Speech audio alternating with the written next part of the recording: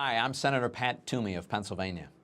Next week, the U.S. Senate is scheduled to vote on an important bill that's designed to help make our communities safer. The bill addresses the terrible problem of sanctuary cities. It's a problem one father knows all too well. Jim Steinle was walking arm in arm with his daughter Kate on a San Francisco pier. Suddenly, a gunman opened fire, hitting Kate. She fell into her father's arms, pleading, "Help me, Dad," as she bled to death. That shooter should never have been on the pier that day. He was an illegal immigrant who had been previously convicted of 7 felonies and deported 5 times.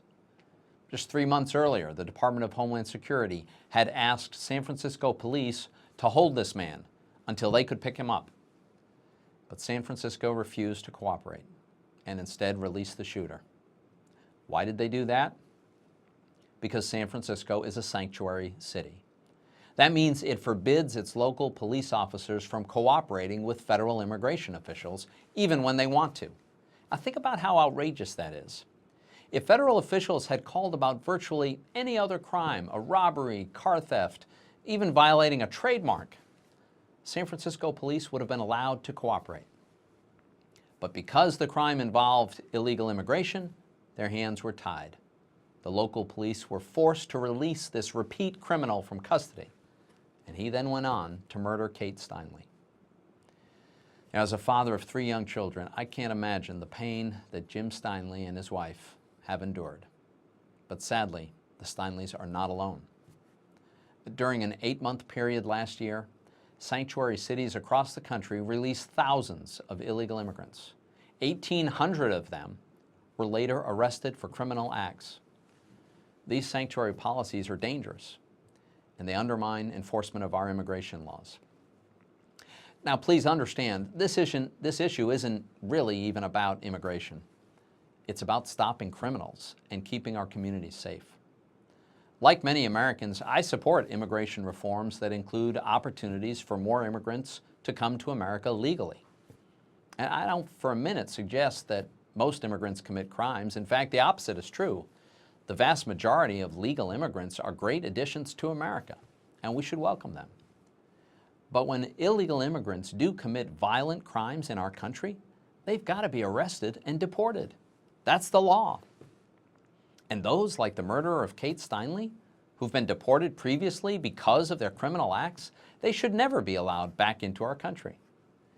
But sanctuary cities undermine all of that. They stop local police from enforcing our immigration laws. They make a mockery of even modest attempts to deal with our badly broken immigration system. Kate Steinle's murder shed light on the serious public safety risks that happen when sanctuary cities undermine law enforcement. In response, the House of Representatives passed legislation this summer with bipartisan support that would help rein in these policies. Now it's the Senate's turn.